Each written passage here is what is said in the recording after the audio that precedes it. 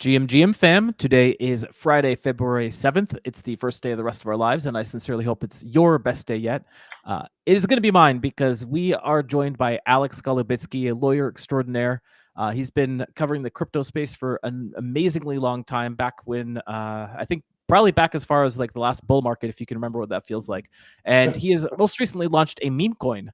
So he's joining us. We're a little bit late today because he's got like all sorts of important lawyer things to do. We're thrilled we could rearrange things and make it work out, and you can talk all about everything. Alex, how are you doing? Good to see you. Likewise, likewise. Thank you for having me back on. I feel like it's been a minute. It's been entirely too long, because I feel like the last time we talked, crime was illegal, but now it's a new administration and crime's legal again, right? Yeah, and everybody should just be doing crime. Yeah. And that's legal advice, right? No, I'm just kidding. Let's not get you kicked off the show or thrown in jail, because we want you to be around to explain everything to us. No, there's been like a ton of stuff that's happened, but what I want to hear about first is you recently launched Dumb Ape Coin, right? I did. Yeah. The so and I used Flaunch or Flaunch. Flaunch, okay. Flaunch. Yeah. Um, I'm Um, not familiar with Flaunch or even much about meme coins, so why don't you tell me about this from the beginning? so so yeah. Let me start. Where to start? Let me start with the sort of I thought behind it. So um, my law partner, Gabriel Shapiro, launched a token in relationship to um, an AI that we've been working on in MetalX called, I don't know how you say it. It's GAIB. So I don't know if that's Gaib or Gabe. Um, but it's cool AI. I think there's it's kind of like where the legal industry is headed to have. So basically, the tech team at MetalX took a bunch of stuff that Gabe has written and posted on Twitter, um, and used Eliza OS, formerly known as AI16Z, and created this AI, which is a Telegram bot. And I think that's all it does right now is this Telegram bot. I don't know that it can post on Twitter or anything yet. Um, and you can interact with this AI Telegram bot, just like you were interacting with Gabe, and you would get doesn't really give legal advice, but it gives sort of legal analysis, if you will, like thoughts about what the different kind of facets of crypto law. Uh, the so in terms of the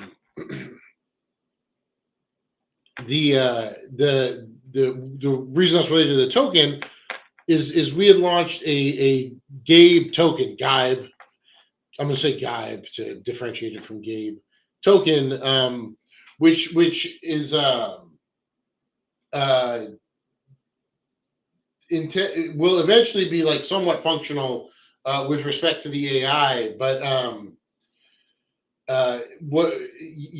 so there was a token launch of the Gaib token, which was quite successful, and then Gabe, the progenitor of Gaib, issued a sort of challenge to other crypto attorneys to say, hey, if you guys launch your own crypto lawyer token, the Gaib board will take on 5% of the supply and just kind of hold it perpetually. So the first person to do this was Jason Schwartz, who's a crypto, also known as crypto tax guy, probably the best crypto tax attorney on the planet, I would say. And he launched a token called CTG, for crypto tax guy. And he used Flaunch to do it. I think he was one of the first tokens to launch on Flaunch. And I said, okay, Gabe's got a token, Jason's got a token. I'm going to do a token. So, my handle in on Twitter and on Telegram, dumbape69420. So I launched the Dumb Ape token on Flaunch, and just a brief sidebar on Flaunch. I don't represent him. I only met the guys after I launched the token, actually, who run the project. It's an amazing project. It's a project that's on base, um, superficially somewhat similar to Pump.Fun, where it's just a platform for launching your own token.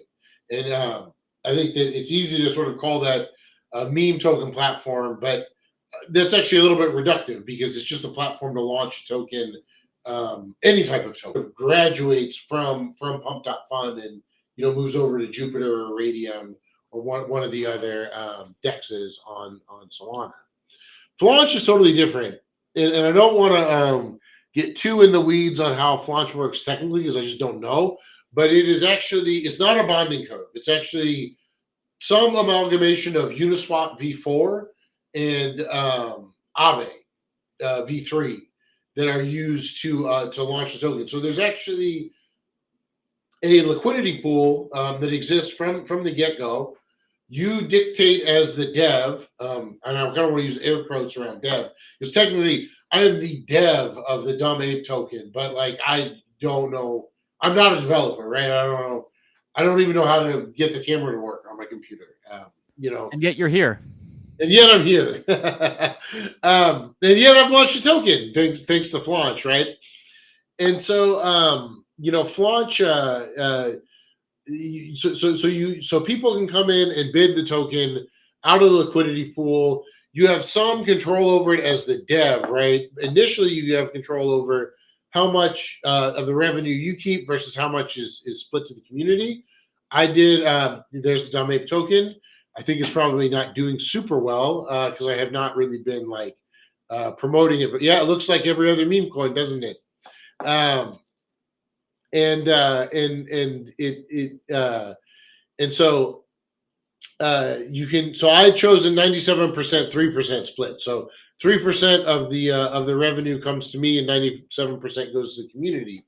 You can also use the community share to create a buy wall under the token, which you can see that little bar, is charging up the buy wall, so that when people want to sell into it, they're selling into the fees, sort of bootstrap it.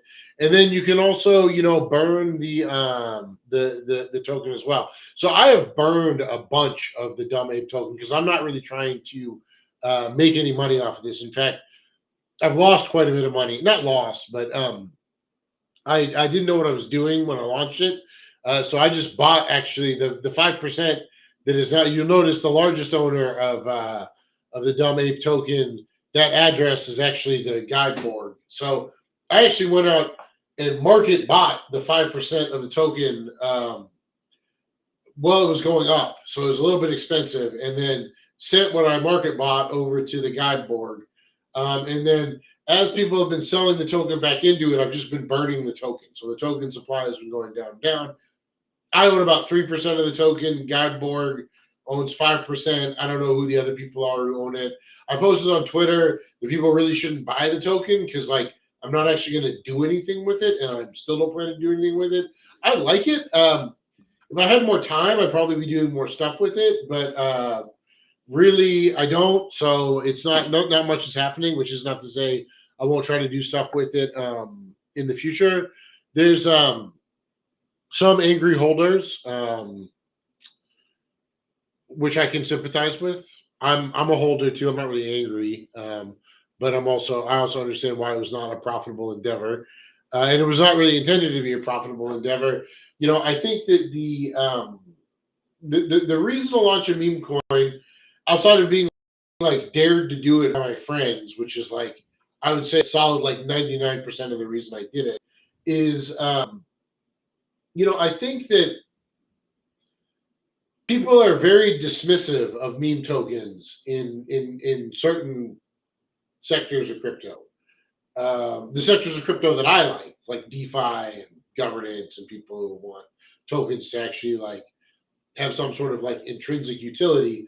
And I feel like one thing that has happened with the regulatory environment that's existed with tokens for the last prior to Trump coming into office, for the second time, I think actually it's kind of started under Trump as well. One of the things to happen is that you've had people sort of this narrative has emerged that says, well, your meme token is less likely to quote unquote be a security because like you're not putting any effort behind it, and therefore nobody is purchasing it with the expectation of entrepreneurial efforts of a third party, and it can't be a security. I've never actually agreed with that narrative for like various reasons having to do with like some technical issues around securities laws, but um, be you know it was the narrative, and so people I think said, okay, if you launch a meme token, uh, you are you're sort of good in terms of like government scrutiny, which I actually don't think is even held up to be true. Um, so you got this rush of people trying to do it, and it's like this highly speculative thing because everybody who buys the token um, buys it with the expectation that they're getting it at a lower price than what will ultimately be the highest price, and that they will know when to sell it, right? And they will know when the highest price is, so they can sort of sell it. And most people are wrong about that analysis, right? Almost definitionally, like it's very hard to like trading is very difficult, as anybody who's been in crypto for long enough knows, because you not only you have to be right twice, you have to be right um, in your entry into the token and your exit in the token. And the market's complicated. It's hard to be right even once. Being right twice is quite challenging. Um, but I think that there's actually a lot more use for quote unquote meme tokens um, than just this pure sort of like speculative bubble, right? Of like I'm going to jump on and I'm going to be smarter than the next guy and jump off at the right time. I think that's sort of like at the heart of many token purchases, but I do think that meme tokens have there's a much broader utility to them than I think people really give credit for. And so one sort of facet of and when I say and so I think we kind of got to like think about what even a meme token is. Like, what do we mean when we talk about a meme token? Well, I don't know. What do you think when you think of a meme token, like definitionally? Like, what do you think about? It's a good question because like when I first got exposed to meme coins, I remember like Shiba Inu was like a big one. Uh But then huh. as it turned out, like they claimed at least that they're going to be doing much more with it. Like I don't follow it, so I don't know what happened to it. But they said they're going to be launching like Shiba Exchange and like Shiba AMM and all this stuff on top of it. Um, so I agree that it's like, I don't see why like Haley Welch couldn't come along and like just like announce all of a sudden that like she's decided that she's or like just to pick a random meme coin that she's going to start doing something with it, right? So like it does seem like there's always the possibility a meme token people could start doing stuff with it, right? Like if you wanted, you could, you say you have no plans to do it, but maybe you're going to like take your meme token, train an AI agent against it, and maybe you'll like actually pit it into like legal battle against Gabe's token, right? That would be cool. I have no plans of doing that, but that would actually be that would be great. Can I do that then? Because that sounds like a lot of fun. If we actually like stage legal battles, like we could like reenact like the Scopes monkey trial or something with both of you guys arguing either side of it. That's actually really good. I didn't think about that. So I have not endeavored to do any kind of AI that's associated with my token, largely because one of the things that one of the reasons why Gabe can do this AI is because he has written so much stuff that he's given away for free. Just like his analysis that he's published online on like Twitter and various different places that there's enough of like Gabe's thoughts about crypto law that you can actually use it as like a coherent body of work to train an AI. I haven't done that, and so So the problem is it's artificial intelligence. For dumb ape coin, we need artificial stupidity in order yeah, to right, capture the right, zeitgeist. right. um, but I think that like like to your sort of like point about like what a meme coin is. I mean, I think one thing that I took out of that was like it's sort of something that anybody can hop in and do, right? So like using the Haley Welch example, right? She rose to this like extreme level of like being internet famous, which is something that is not new, right? I mean, I think that for the last like probably like 2-ish decades, maybe a little bit less, we've seen like these sort of overnight internet stars for just like very silly reasons have their sort of social capital just like skyrocket because people are sharing what they're doing on the internet. And like, well, why shouldn't she? She's got no association with crypto. She's not like part of the ecosystem. She doesn't have any ideas about what crypto should be used for. But why shouldn't she be able to launch a meme token? Because kind of anybody can do it. And I think that like to me, what that signifies is like there is a relationship. There's a relationship between somebody's level of clout, if you will, which is sort of just a proxy for like how famous they are on the internet, and money, and it gets back to this like very like old, I think, tension and relationship just between fame and money, right? And like one thing that I've noticed from both my limited time around people spending time around people extremely wealthy and observing both extremely wealthy people and famous people is there is somewhat of a one-way relationship between the two concepts, right? So if you are famous, you can not easily, relatively easily, use the fact that you are famous to make money, right? You can sell stuff, you can attach your name to stuff, and you make money.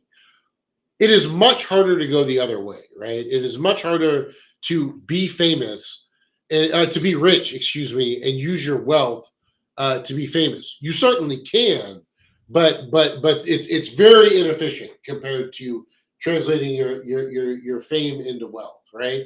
And I think that what a meme token does, and like the reason why, like Haley Welch, she launched. I can't even remember what her token was called at this point, but she launched the token, and it was like I think pretty successful. It kind of went the same. It looked like my chart, Yeah, right? It hawk went to the up moon. really fast, and then went down not quite as fast, but still relatively fast, with a couple little like bumps in the middle, and like well, why is she able to do this, right? And she's not like she could have gone out and said, "Okay, I'm like the Hawk 2 girl or whatever. I'm gonna like license my name out to sell like condoms or toaster ovens or whatever the fuck else, right? Lube, like that would actually be pretty synergistic. But like she's like she didn't do that, right? She just did this meme coin, which when you go out and buy a meme coin, you're not getting a toaster. You're not getting lube. You're not like getting anything that is being marketed. You're just getting this token that is useless, right? It just sits on the blockchain.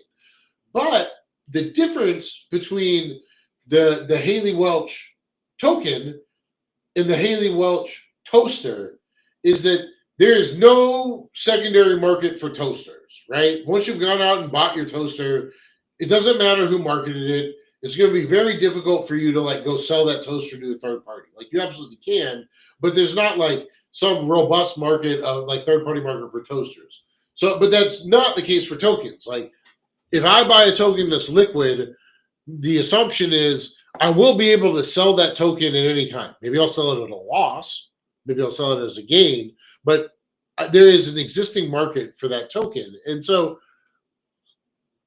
the reason why somebody like Haley Welch wants to launch a meme token and not license her name out to a toaster is because more people are going to buy the meme coin because what they will say is like, I am smart.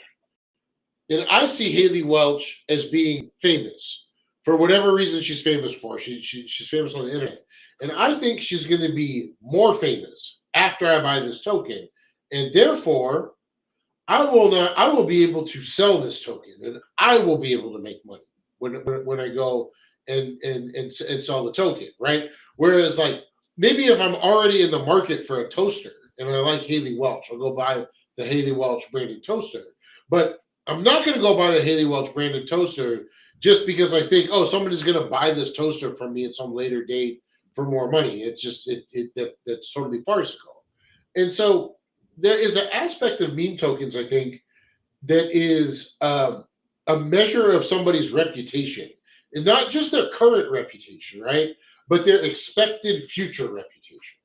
So, um, the purchaser of, and I think most people, and this is I think why most people lose their shirts, is most people think they're smart and they're actually stupid, right? And they're actually like buying at the top, and they're sort of buying in at the maximum, level of interest, and uh, and so I do think that there is um, there's something about tokens in general that meme tokens are capturing, that's very significant and very important, and I think should not be dismissed. Because, like, for example, that mechanism I just described of like, oh, I think this is popular and it's going to get more popular, is the same reason people buy Bitcoin. Yeah. So yeah, and I think people like to say that Bitcoin is like the ultimate meme token, because it doesn't do all that much, but like it's still like it's kind of succeeded. But the so I have a few questions about meme coins though, because I have to admit I don't follow meme coins super closely. Um, and part of that is because like I do most of my work with Curve, and Curve is like very anti meme coin. It's not like, it's an open platform; anyone can list tokens on Curve. But the Curve mostly focuses on like stable coins, kind of like, it'd rather have the blue chip assets sitting there. So if like someone shows up on the page and they're like looking to do something on Curve, they're not going to see like, like all these like random like garbage tokens. Like it looks better if it's like dollar coins and things like that. But okay, so the things that don't make sense to me is like, when you say that like you're gambling that something is going to go up in value because that person's popular, it doesn't necessarily seem like that's always the case. Because I feel like if you like look, for example, just to take one example out of the air, like if you look for like a Biden coin or a Trump coin, like there's like 20 or 50 of them, and the Biden coin that was popular 3 years ago might be different than the Biden coin that was popular 2 years ago, might be different from the Biden coin 1 year ago. Like a few years ago, there's like these like sock puppet meme tokens that people were bidding on. Uh-huh. And then Trump launched his coin, and then I think there's like 25 other Trump coins. So it's like, not only do you have to like guess the person's popularity, but you have to like guess all the other derivatives and all that. Like, so it just seems like it's like a, okay. So I'm speaking like very long winded, but like my the point I want to circle around to is that like um when I was like looking into the NFT market, I was surprised like how much of the stuff in DeFi got copied into the NFT market. So I'm wondering if it's the same with meme coins, because within Curve, for example, like it's entirely possible to permissionlessly use the Llama land markets to basically allow people to leverage long or leverage short any asset. And I would think that if the meme coin markets are efficient, something similar would exist where every new meme coin immediately gets listed, allowing people to short the meme coin. So like that's an open question to you. Like, if I wanted to, could I short the dumb ape coin as well as Well, literally every meme coin because they're all going to zero? yeah, I mean, like the problem is, I mean, this gets into, I think, some like very. I mean, this is a really interesting question actually, because it gets to like one of like the things that's fundamentally new about markets as expressed through tokens, right? Which is like the existence of like perp markets, basically. Not that crypto invented the perp market, but the perp market, and this relates to shorting, I promise, uh, is like, I think, quite novel in terms of how tokens are bought and sold, and like there's an aspect of the perp market, like the funding rates, right? So like if like what is the you can use in a certain sense, you can use the perp market to sort of get at the same thing I was just talking about like how do people feel about the person who is like issuing, how do people feel about the token, right? So if the funding rate is positive, right, in the perp market for a token, that is generally interpreted, people are bullish on the whole. The market is bullish, if you will, and the value of the token will go up. If the funding rate is negative, then they assume that the opposite is true. So coming back to your question about can I short, this token? Well, as a practical matter, somebody has to have made the market, right? In order for there to be, a short interest, in the token, right? And so once I think, and there's, I don't know, maybe there's a science to this that I'm just unaware of. Like once you've reached, there may be some critical mass of like, there's enough interest in this token where there can be a perpetual market for it and there can be short interest in it. Um, but like the reason you can't go out and short dumb ape right now is nobody's lending it. Mhm. So until you have that part of it facilitated, then there's not really going to be a short market. But once you have people who are willing to lend, then it really doesn't matter, right? It really doesn't matter what you call it, right? The token itself becomes a measure of the market sentiment about X thing, whether that's a person's reputation, a platform, the utility of a token. The market is fundamentally the metrics for like, is that positive or negative, long or short, fundamentally the same question. The market's fundamentally answering, the same question. And so when you think about meme tokens, you can think about meme tokens as a stand-in for just concepts, not necessarily as a stand-in for people, but as a stand-in for concepts. And I think it also relates to something that we're seeing a lot of in crypto right now, which is uh, what they call in traditional finance like event contracts, like betting markets. Like Poly Market. There's another one whose name is escaping me right now. But Kalshi or like, something. yeah, Kalshi, yeah. And so I mean, I think about back to the election, right? And people were, I saw Poly Market referenced so much during the election, right? Because it was like gauging the betting market on the election was treated as being indicative of public sentiment on who is more popular, who's going to win the election, and in that sense, expectations are the reality, right? So if somebody was saying, "Oh, Poly Market is favoring Trump," or Poly Market is favoring Harris, that was interpreted by people as that person is winning at the moment because of how they're performing, in Poly Market.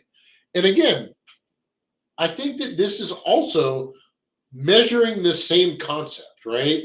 Which is sort of the sort of general sentiment. It's just the way that betting markets work um, is mechanically different than like a beam token, but it's actually not that mechanically different from what you were describing, where you can be either long or short as a market participant on a meme token, right? Because like you can think about the poly market on Harris versus Trump as like, I'm either betting on Harris or I'm betting on Trump, or you can think about it as I'm either long Trump or short Trump, or vice versa. I'm long Harris or short Harris, and I think that it's just like, okay, now people have a way of sort of like gauging this, and like, um, how familiar are you with Futurarchy? Futurarchy. I am not familiar with Futurarchy. I think it might be pronounced Futarchy. I'm not even 100% sure that I'm saying it right, and I'm not an expert in it either. But it is also Futarchy is a governance system, right? But it's a governance system that is based on the same sort of like principle that is a like, take a DAO for example, right? And I love DAOs. A lot of people don't love DAOs. They're sort of going away. Whatever. Um, the idea behind a DAO is like fundamentally democratic, right? Like I have a token, I have X number of tokens that gives me X amount of influence over like decision making process within this organization. So you can think of Futarchy, and I'm sure there's Futarchy experts that are listening here. They're going to come like jump down my throat about like why this is like an oversimplification. But Futarchy is basically like DAOs with slashing, right? So if I am not only saying, hey, I am not betting on, I'm not saying using my tokens to say this is what is going to happen. I am using my tokens to bet on the outcome of what is going to happen. And if I am wrong, then I get slashed. And if I am correct, then I get rewarded. And in a certain sense, this is a way, in a certain sense, like, and we're going to run out of time to like discuss this because this is like very heady. But there's a certain sense in which you can describe a proof of stake model as like a futarchy type governance system, right? Where you're um, what you have to like be correct in a proof of stake model, and and your correctness is gauged by what everybody else thinks is correct. It's people call it intersubjectivity, right? Which is a really funny word.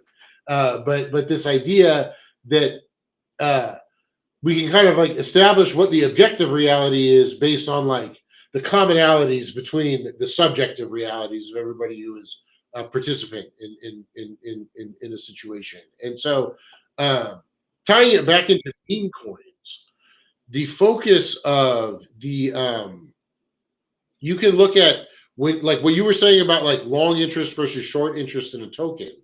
Like you could take that same mechanism with a meme token and map it onto this idea of like a futarchy like type model of governance or control, right? Where like if I am like short on, let's not even call it a token, let's just think of it as a concept, right? And like I am wrong and the market is long on that concept, I lose, right? My value goes down. And same thing as I'm long and the market is short, right? And so you can actually like see the meme tokens emerging as this way of building a social consensus about what is and is not valuable. Um, and we're not really there yet, but I think that's what's emerging, and that's really what I think is interesting that is behind meme tokens. Okay, interesting. Lot to digest there. But if you do want to build out the short markets, let me know. Just in I case. can tell you're eager to short dumb ape. No. Well, the thing I was thinking as you're saying that is like, guys, looking back to that chart where there's all these people there. You say that someone has to like make the market for it, but there's like a lot of people who are just like sitting there holding. Like, what are they doing? You saw like 5%, 4% of the market, and they're just holding it. They're not doing anything with it. And at least if they like supplied it for people to short against it, like they could actually maybe make some interest off of it. So it's like, okay, Yeah, no, it's a good point, and I think that like it'll be interesting to see. I'm curious how Flaunch goes because I'm like super bulled up on Flaunch, right? And again, right. I don't have anything to do with them. I just think it's a really cool platform, and I think like and I was pretty bullish on Pump.Fun, but I think that what Flaunch is doing is way more sophisticated. It has a better UX than Pump.Fun. But your point about I think you're making a really good point about the finding some like utility about for people who are just sitting and holding these tokens and creating like a lending market and allowing people to be either like long or short on the token. I think if we can get to something right where that is as easy to launch as it is to launch a sort of like quote unquote like long only token on Flaunch or Pump.Fun, we'll see a convergence between the meme token launch sites and the polymarket type sites, like the gambling sites, right? Because like you're not the token itself is irrelevant, right? The token itself is not intrinsically like interesting. It's just a it's just storing a value on a ledger. There's nothing, and it's inherently like value neutral. Like a bunch of people told me, like I had a few of my friends kind of bitch at me because they're like, hey man, you should be doing something with like dumb ape because it's a good ticker. Like you're just sort of you sitting there and like not promoting this and like letting it go to zero, like you're wasting a good ticker, right? And so it's not like, oh, you're like wasting space on the blockchain, right? You're like wasting space on the base L2 by having this token you're not promoting. It's that there's this like extrinsic piece of information about this token, which is even something as simple as a ticker that has some inherent value to it. And then like when you can sort of just say, okay, I want to launch a token now that's going to be you know, like I think we're coming. I think the Super Bowl's this weekend. I'm not a big sports guy, but memory serves, it's the Eagles and the Chiefs. I think playing in the Super Bowl, and like I'm sure you are seeing a bunch of people launching Eagles tokens and Chiefs tokens and like who knows what else, right? But if I had, and there's I'm sure a poly market on Chiefs versus Eagles, yeah, I'm sure it's incredibly popular, right? But like, what if we had this construct, right, that you're talking about, where you have instantaneous long and short positions that are available on the token, you wouldn't need the sort of like binary, is it the Chiefs or is it the Eagles on Polymarket? You could just say, I'm launching Chief token, right? And I can either be long it or short it. And like that would like now, of course, you can't have like a futarchy built around that because like whether people are long or short on gambling, right, on a sporting event, in theory, shouldn't have an impact on the outcome of the sport of the event, right? Um, but uh, but I do think that like we are going to see that product exist, right? Probably sooner rather than later.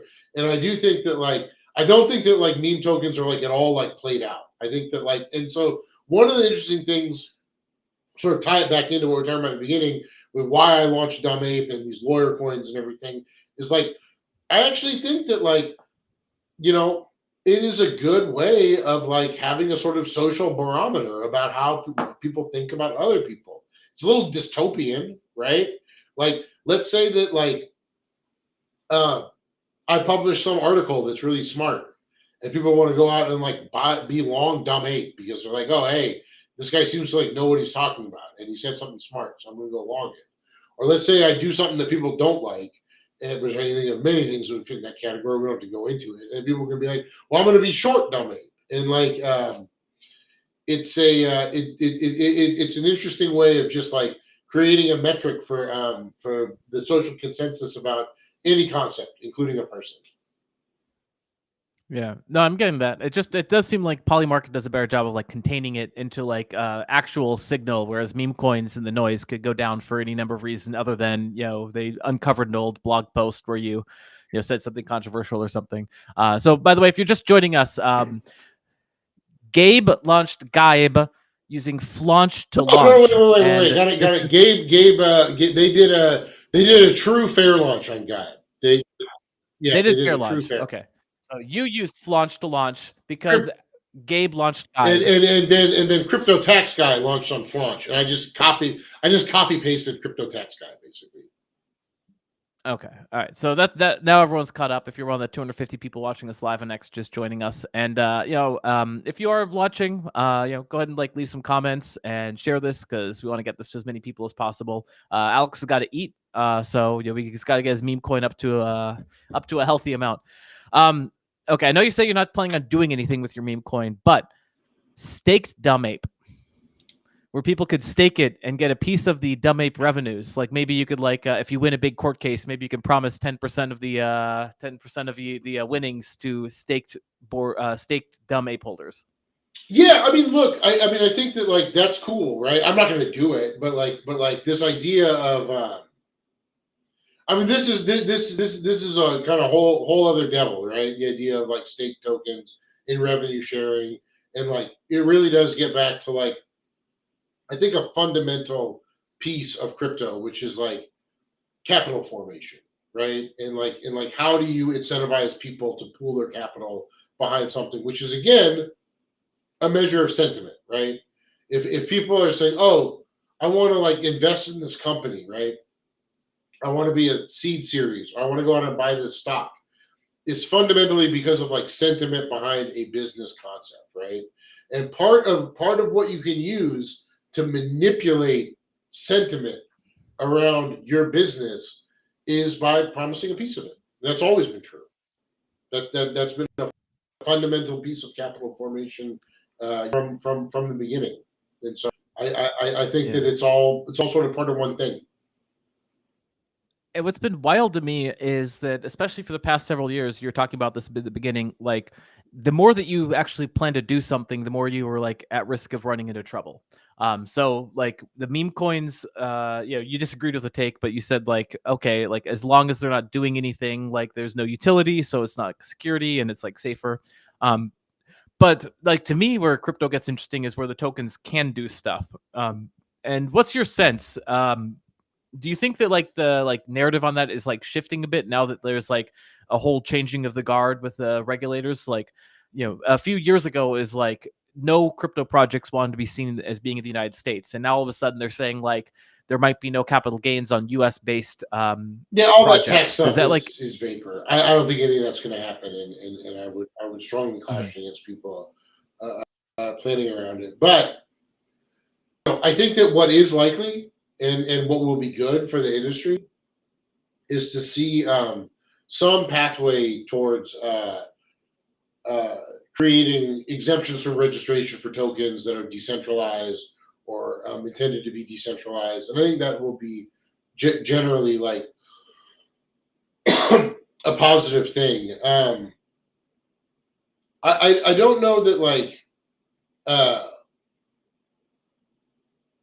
I think that what's missing, right, in terms of the U.S. regulatory structure is the regulatory environment that allows um, a market to exist around um, a regulatory framework that is as instantaneous as the market is in crypto, right? And so, um, you know, we definitely need that. I don't know exactly what it's going to look like. I don't know if it's going to come, during this administration. But I do think that like what I am focused on right now is like kind of like what you were just talking about, in terms of like there's been all of these really perverse incentives for how you put a project together. Like I actually think fair launch is not that great either. I mean, look, like and I think I come on here and kind of say this a lot of the time. Like, let's just cut the bullshit right around what people are doing with like tokenized projects. Right, a lot of these are fundamentally capital raising transactions. They are, and like the problem is not that people want to go out and raise capital using tokens. I don't think that's problematic. I think that's good. I think it's a technology that is well suited to capital formation. Um, the problem is that like, and this is why we have securities laws, right? The problem is that like you don't have to have, but the market will function more efficiently if you have somebody, the government or whomever, right? A self-regulatory organization, whatever you want to call it, that is punishing people for fraudulent practices in capital markets, right? Because fraud's inefficient. Like if I say, hey, Garrett, you should invest $100,000 in my company because it's going to do XYZ thing, and I know when I tell that to you, it's not going to do XYZ thing. I'm going to take your $100,000. I'm going to buy a Porsche or whatever. That's inefficient. That is not a well functioning capital market. And like the problem that we have with the regulatory environment in the U.S. with respect to crypto is that we had regulators who were more interested in using sort of these very technical, like kind of foot fault violations of securities laws to go after people who are fundamentally raising capital for like good purposes, right? Because they want to build a business instead of going after people who are actually engaged in fraud, which do exist. They were doing both, but like what they should have been doing is just focusing on people who are acting fraudulently in the market and not, and they were using the fact that like you have all this huge myriad of like technical violations that are possible in securities laws, and basically just using that to be like, we're going to just punish the hell out of anybody who's trying to do this in the U.S. And people are like, let's leave the U.S. But and now that we don't have that, I think it's good. But I think that we still need to answer the question. Like, I don't really want the SEC to just like go away, right? Because like keeping fraud out of the market is important, and so um, I think that we need to sort of think about how this is going to look in a crypto in crypto. And I get disappointed, you know, every time I hear somebody say something along the lines of like, well, the blockchain is transparent, so what do you need the SEC for? Like if people can just go look at smart contract code. And like that is true. That there are certain things that are much more transparent about a public ledger. Obviously, it's public, right? And so for those things that are transparent, I do think you need less disclosure. But at the end of the day, right?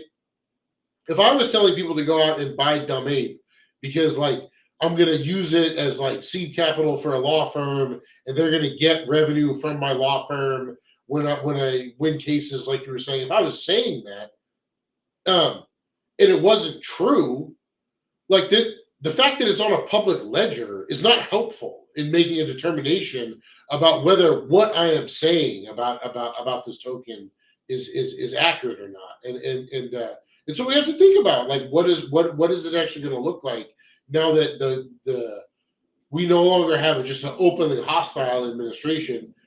How are we actually going to live up to crypto's promise of like truly efficient, of more efficient capital markets? Yeah. So, what, if anything, is the tax impact to you of this token you launched? So, to the extent that I'm getting fees from the token, that those fees are ordinary income. I would pay my normal marginal tax rate. Mm-hmm. To the extent that I've gone out and bought that token and then sold it, I would have a capital gain or loss based on the buying and selling of that token. Okay, so it's actually like pretty simple. And then was there any other like legal things? Obviously, you don't need to consult with anyone being a lawyer, but like, did you have to like geo block North Korea, or the Flaunch take care of that? I hope Flaunch took care of it. Interesting stuff. And to be fair, it's actually Flaunch's responsibility. It's not. It's their platform, right? But Right. and you know, that's I got to run here, but that's actually like a whole other kettle of fish, which is the Bank Secrecy Act, and how do we update that for blockchain, and that's a quite complicated area as well. Yeah, no doubt about it. And you're only one person; you can only do one thing. And I'm glad that you're putting your time into launching meme coins. Well, it didn't take much time, thanks to Flaunch. I think I did it in about 20 minutes. Very cool. I did forget to mention at the beginning, so I want to just shout out now that if anyone is interested in that QR code flowing in the upper left, that is from our sponsors this month with Protocol FX. Protocol FX is launching coins that do way more than meme coins. They are essentially cleaving assets into volatile and stable pairs, which you could use to basically get some like pretty good leverage on the underlying asset. It's pretty cool. Check it out. They're on V2 right now, and if you are a fan of yield farming, definitely check out their FX USD stable pool, which is what they use to stabilize the entire system, and it's been doing some pretty good rates. So just a big shout out. I'm a big fan. Would say that even if they weren't sponsoring Leviathan News and all that we're doing here, but they are, so I get to say it with even more pride. And right. I got to say too, before we sign off, I always should say it at the top, and I literally forget every single time. Nothing I've said on here is legal advice to anybody. It's just my own personal opinions, many of which are not that great. So do not, you are not my client based on having listened to me talk on this live stream, but maybe we could be friends one day. Yeah, it's like a parasocial client, right? Where they like think that they're your client because they get to hear from you. No, I think what is cool is that we can actually scrape. I believe you've been on Leviathan a couple of times. We could run it through parser to pull out all the text of everything you've said, and we could use it to build out the bot so that your bot can compete with the Gabe bot. I think there'll be enough of a corpus to train Golubitsky AI pitted against the Gabe AI. Just think about it. Are you going to ETH Denver? Yeah, I'm thinking about it. If you guys are going to ETH Denver, I think you should find a venue and have your AI bots recreate some of the like famous court cases in history, because I would go to that. Awesome, Garrett. Thanks so much for having me on, man. It's a lot of fun. Anytime. So this has been yet another successful Llama party. Today is Friday, February 7th, and Squids, we'll catch you all next tide.